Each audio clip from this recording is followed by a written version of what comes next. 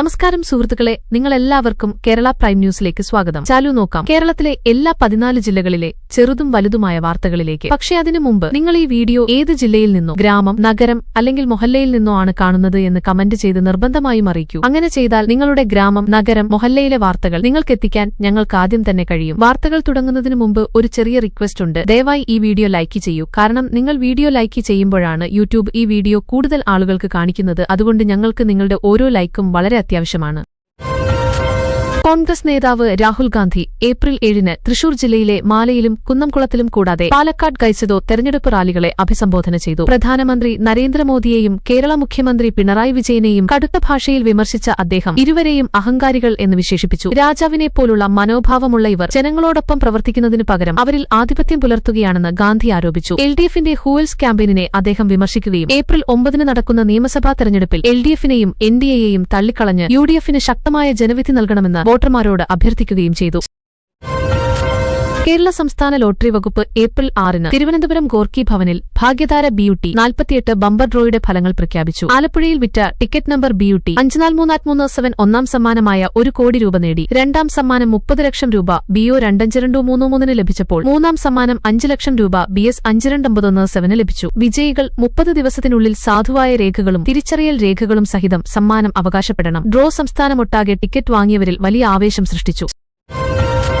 മുഖ്യമന്ത്രി പിണറായി വിജയൻ ഏപ്രിൽ 7-ന് വാമ ജനാധിപത്യ മുന്നണി സർക്കാരിന്റെ 10 വർഷത്തെ പുരോഗതി റിപ്പോർട്ട് പുറത്തിറക്കി. 2021-ലെ പ്രഖ്യാപന പത്രികയിൽ നൽകിയ വാഗ്ദാനങ്ങളിൽ 97% പൂർത്തിയായതായോ അല്ലെങ്കിൽ നടപ്പിലാക്കലിന്റെ പുരോഗമന ഘട്ടത്തിലാണെന്നോ അദ്ദേഹം അവകാശപ്പെട്ടു. റിപ്പോർട്ടിൽ 3 ലക്ഷത്തിലധികം PSC നിയമനങ്ങൾ, ക്ഷേമ പദ്ധതികൾ, ആരോഗ്യ പരിഷ്കാരങ്ങൾ, ദുരന്ത പുനരധിവാസ ശ്രമങ്ങൾ, അടിസ്ഥാന സൌകര്യ പദ്ധതികൾ എന്നിവയെക്കുറിച്ച് വിശദീകരിക്കുന്നു. ചരിത്രപരമായ 3ാമത്തെ തുടർച്ചയായ വിജയം ലക്ഷ്യമിട്ട് LDF മുന്നേറുന്നതിനിടയിലാണ് ഈ രേഖ അദ്ദേഹം അവതരിപ്പിച്ചത്.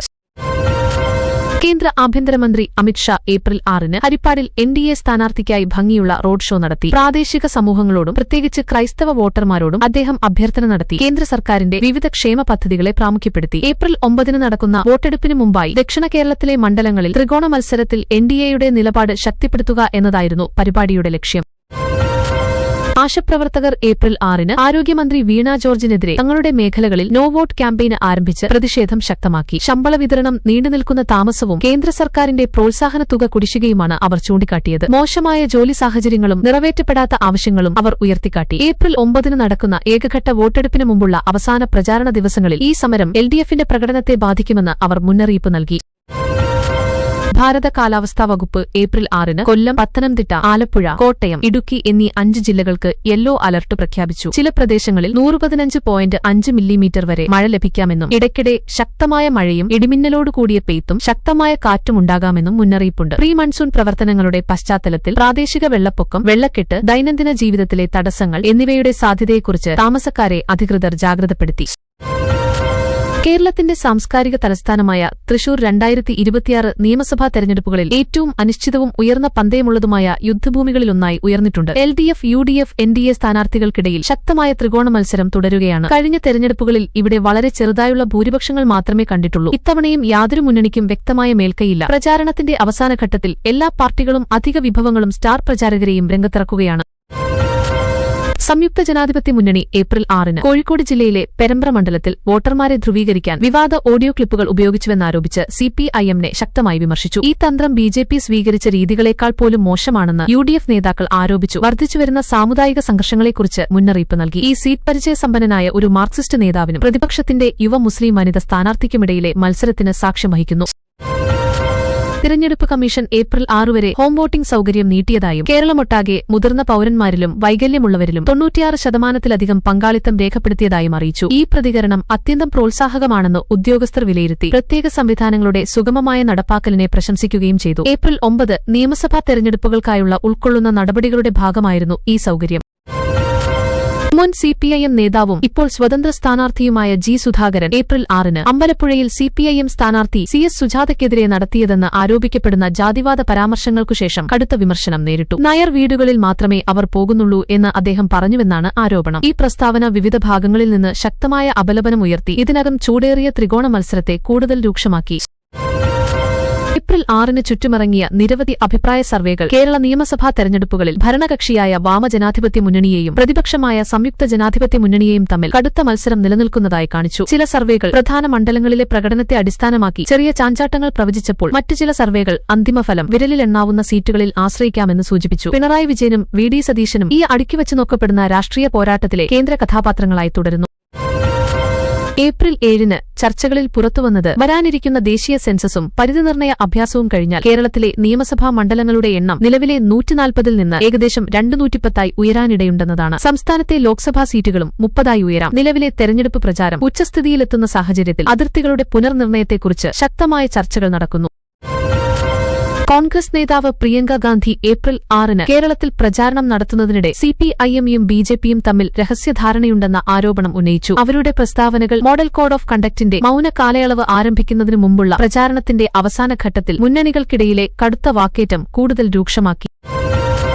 കേരള മുഖ്യ തെരഞ്ഞെടുപ്പ് ഓഫീസർ 2026 നിയമസഭാ തെരഞ്ഞെടുപ്പുകൾക്കായുള്ള എല്ലാ പൊതുപ്രചാരണങ്ങളും ഏപ്രിൽ 7-ന് വൈകിട്ട് 6-ന് അവസാനിപ്പിക്കണമെന്ന് പ്രഖ്യാപിച്ചു. അതിനുശേഷം ഏപ്രിൽ 9-ന് നടക്കുന്ന വോട്ടെടുപ്പിന് മുമ്പായി 48 മണിക്കൂർ മൌന കാലയളവുണ്ടാകും. ഈ സമയത്ത് മാർഗനിർദ്ദേശങ്ങളുടെ കർശനമായ നടപ്പാക്കലുണ്ടാകുമെന്ന് ഉദ്യോഗസ്ഥർ മുന്നറിയിപ്പ് നൽകി.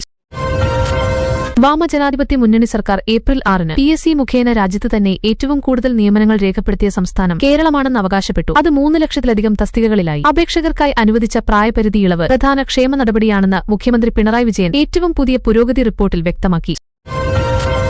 യുവ ആദ്യമായി വോട്ട് ചെയ്യുന്നവർ, പ്രത്യേകിച്ച് ജെൻസി വിഭാഗം കേരള തെരഞ്ഞെടുപ്പുകൾ അടുത്തുവരുന്നതിനിടെ രാഷ്ട്രീയ ബോധവൽക്കരണവും സംശയവും ചേർന്ന നിലപാടാണ് കാണിക്കുന്നത്. ഗ്രൌണ്ട് റിപ്പോർട്ടുകൾ പ്രകാരം തൊഴിലില്ലായ്മ, ഉയർന്ന വിദ്യാഭ്യാസ അവസരങ്ങൾ, സമഗ്ര വികസനം തുടങ്ങിയ പ്രായോഗിക വിഷയങ്ങളിലേക്കാണ് പലരും പരമ്പരാഗത പാർട്ടി വിശ്വസ്തതകളേക്കാൾ കൂടുതൽ ശ്രദ്ധ കേന്ദ്രീകരിക്കുന്നത്.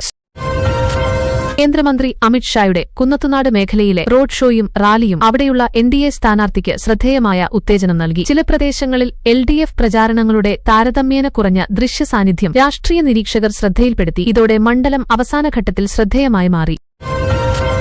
ഏപ്രിൽ 6-ന് സർക്കാർ ഏറ്റെടുക്കൽ റദ്ദാക്കിയ കേരള ഹൈക്കോടതിയുടെ മുൻവിധിയെക്കുറിച്ച് 6 മലങ്കര പള്ളികളെ ചുറ്റിപ്പറ്റി ചർച്ചകൾ തുടരുകയുണ്ടായി. മതസ്വത്തുകൾ പിടിച്ചെടുക്കാനോ നിയന്ത്രിക്കാനോ സിവിൽ ഭരണകൂടത്തെ നിർദ്ദേശിക്കാൻ കോടതികൾക്ക് കഴിയില്ലെന്ന് വിധി ഊന്നിപ്പറഞ്ഞു. ഇതോടെ വിഷയം നിയമപരവും സമൂഹപരവുമായ വാദപ്രതിവാദങ്ങളുടെ കേന്ദ്രമായി.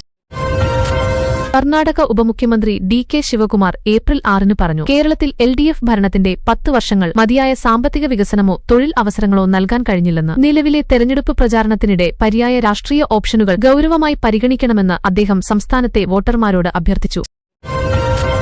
ഏപ്രിൽ 9-ന് നിശ്ചയിച്ചിരിക്കുന്ന ഏകഘട്ട നിയമസഭാ തെരഞ്ഞെടുപ്പിനായി കേരളത്തിലെ 30,000-ലധികം പോളിംഗ് ബൂത്തുകളിൽ 76,000-ലധികം പോലീസ് ഉദ്യോഗസ്ഥരെ വിന്യസിക്കുമെന്ന് അധികൃതർ അറിയിച്ചു. പ്രചാരം അവസാനിക്കുമ്പോൾ സുതാര്യവും സമാധാനപരവുമായ വോട്ടെടുപ്പ് ഉറപ്പാക്കാൻ സുരക്ഷാ ക്രമീകരണങ്ങൾ ശക്തമാക്കിയിട്ടുണ്ട്. സംയുക്ത ജനാധിപത്യ മുന്നണി നേതാവും പ്രതിപക്ഷ നേതാവുമായ VD സതീശൻ എറണാകുളം ജില്ലയിലെ പരവൂർ മണ്ഡലത്തിൽ 6ാമത്തെ തുടർച്ചയായ വിജയം ലക്ഷ്യമിടുകയാണ്. മധ്യ കേരളത്തിലെ UDFന്റെ സാധ്യതകൾക്കായി ഈ സീറ്റ് ബഹുകോണ മത്സരത്തിനിടയിൽ നിർണായകമായി തുടരുന്നു. പോലീസ് ഏപ്രിൽ 7-ന് സിനിമാ സംവിധായകൻ രഞ്ജിത്തിനെ സംബന്ധിച്ച ഒരു തുടരുന്ന കേസിൽ കൂടുതൽ കസ്റ്റഡി ആവശ്യപ്പെട്ടു. ജാമ്യഹർജിയും അനുബന്ധ കോടതി വിധികളും തെരഞ്ഞെടുപ്പ് കാലമായിട്ടും വലിയ പൊതുജനവും മാധ്യമശ്രദ്ധയും ആകർഷിച്ചു. മുഖ്യമന്ത്രി പിണറായി വിജയൻ ഏപ്രിൽ 6-ന് തന്റെ തെരഞ്ഞെടുപ്പ് പ്രസംഗങ്ങളിൽ വയനാട് ഉരുൾപൊട്ടൽ ഇരകൾക്കായുള്ള ആവാസ വാഗ്ദാനങ്ങളെക്കുറിച്ച് കോൺഗ്രസ് ഉന്നയിച്ച വിമർശനങ്ങൾക്ക് മറുപടി നൽകി. പുനരധിവാസത്തിനായി ബദൽ മുൻഗണനകൾ അദ്ദേഹം നിർദ്ദേശിക്കുകയും യാഥാർത്ഥ്യമില്ലാത്ത ഉറപ്പുകൾ നൽകുന്നുവെന്നാരോപിച്ച് പ്രതിപക്ഷത്തെ തിരിച്ചാക്രമിക്കുകയും ചെയ്തു.